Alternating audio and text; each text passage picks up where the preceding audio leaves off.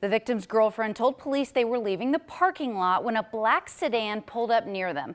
Someone inside began shooting into the car. This is the second night in a row that police have made arrests like this. You may recall yesterday morning we told you about 2 people arrested at an ATM in Midtown. Well, here's what happened overnight. I was curious about violent crime reports in this area so far this year. So I created this map of Green Hills, and each of these little bubbles indicates a report of a violent crime. The blue bubbles here are robberies.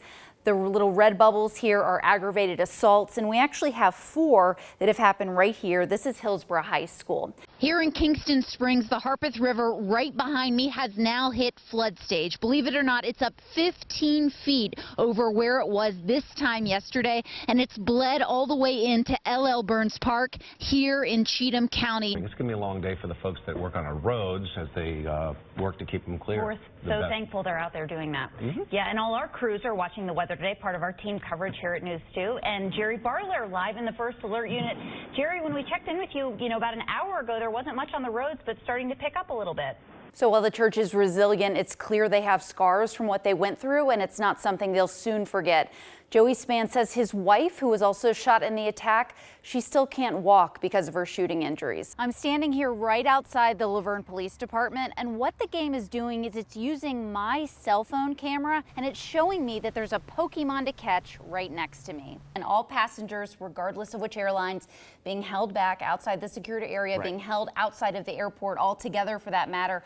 We've seen hundreds of people gathered on the main ticketing level. That's the upper floor of the airport. When you are headed to the ATM, you want to look at it, make sure nothing looks off, even jiggle the card slot, make sure it's not loose. If anything seems off, go somewhere else. This has the state's first electronics sniffing dog. Yeah, so this canine is adept at detecting cell phones, SD cards, and thumb drives. And Andy Cordan got to see the dog in action. So we must be talking about winter storms walloping the East Coast. Yeah, absolutely. The Northeast just can't get a break. Hundreds of thousands of people without power from this second storm. So we're talking 2 storms in just a week's time, moving up the East Coast. Rescuers were able to recover the boat that those men had been in, and you can see it right here. It has significant damage, the whole side of it completely torn off.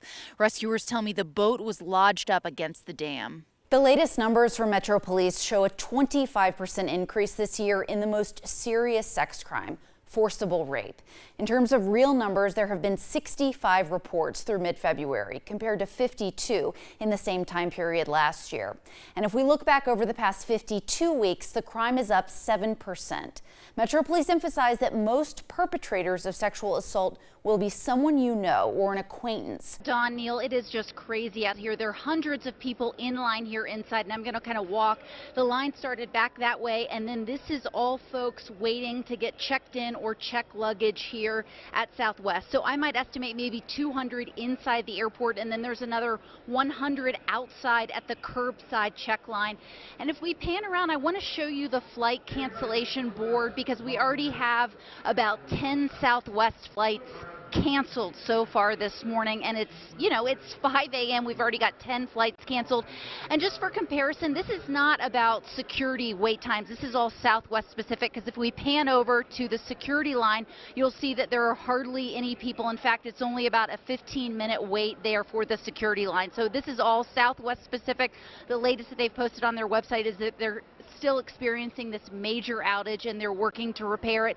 We had heard yesterday that things were coming back online, but obviously there's still a lot of issues here this morning. We're watching Alberto make its way north through Alabama this morning. Here in Nashville, the Office of Emergency Management tells us they're watching the storm closely, and they'll make a decision on whether to activate partially or in full. This is the Good Morning Nashville Hockey Challenge today, right here, right now.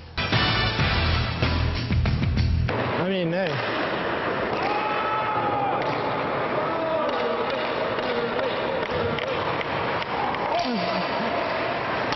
Well, we asked you to sit down, Julie, but you didn't want to sit down. You just haven't sat down in a few days. Is there a particular reason for that? I might have a little bit of a Missed this bruise. excessive celebration? Yeah. Well, they made a big deal. They said you have to celebrate when you score, because PK, will do like the shooting the arrow with it, And so I was like, oh yeah, I'll just do the air guitar, and then I just. Yeah. So far this year in Nashville, more than 300 people have been arrested for DUI. That averages out to more than 4 people arrested every day for impaired driving. Just last night, 48-year-old Kenneth Baker was arrested at Murfreesboro Pike and Franklin Limestone Road. Police say this is his 6th DUI arrest, and they found a bottle of vodka in his front seat.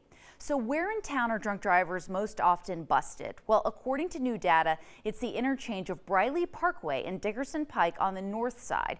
Police have made 15 DUI arrests there in the last 12 weeks.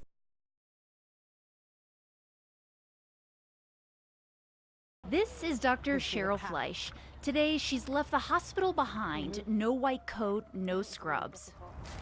Good morning. Dr. Fleisch started Vanderbilt's street psychiatry program. There are a lot of individuals on the street who experience mental health issues and either cannot or will not seek psychiatric care. And so we want to be able to provide that access to everyone. Half the battle is gaining the trust of those she treats. She's brought clothes, batteries, and hand warmers, and she administers basic medical care, today examining the badly bruised foot of Ricky Fink. One woman I spoke with at the camp asked not to be identified. If it wasn't for them, I don't even know how we wouldn't even be here, I don't think. I don't know where we'd be. But when we see her coming, we're like, Santa's here. She's great. Dr. Fleisch says one of the biggest contributors to homelessness in Nashville is the lack of affordable housing. Housing is actually health care. And if we're unable to achieve housing, then individuals' medical and psychiatric problems are going to get worse. Not everybody that is homeless is not a drunk, alcoholic, drug addict. Some of us are here from circumstance. And a lot of us are trying to struggle and get out. And helping to end that struggle is exactly what Dr. Fleisch hopes to do. In Nashville, Julie Edwards, News 2.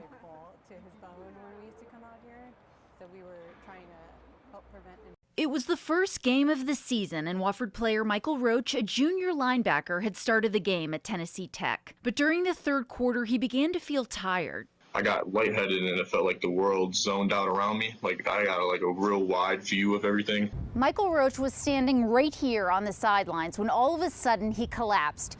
Fortunately for him, someone in the stands was watching. I was about 20 rows up and saw the commotion, but thought it was a sports injury. But the athletic trainer seemed to indicate there was more to it. Athletic trainers and team doctors were there on the field, but there was just one problem. No one was feeling for a pulse. Cookeville cardiologist Dr. Stacy Brewington made his way down from his seats and immediately checked Roach for a heartbeat. And sure enough, he had no pulse. And that's when started CPR. The Wofford team had an automatic defibrillator, which Dr. Brewington used on Roach, and within seconds his heart had restarted. They went via ambulance to Cookeville Regional Medical Center. Dr. Brewington would oversee his care for the next 3 days and determine what had caused Roach to collapse. Hypertrophic cardiomyopathy, or a thickened heart muscle that had never been diagnosed. I was very blessed to have it happen the way it did, because it could have happened where I was out in the woods going hunting or camping, and I could have went down out there and there would have been no chance for me to be revived. And while Dr. Brewington says what he did on the field could have been done by anyone, Michael Roach is forever grateful that it was Brewington who was there watching from the stands. Even the day I left, he came by, even though he didn't have to. It was Sunday morning, he came by and said goodbye. He was just with me every step of the way. In Cookeville, Julie Edwards, News 2.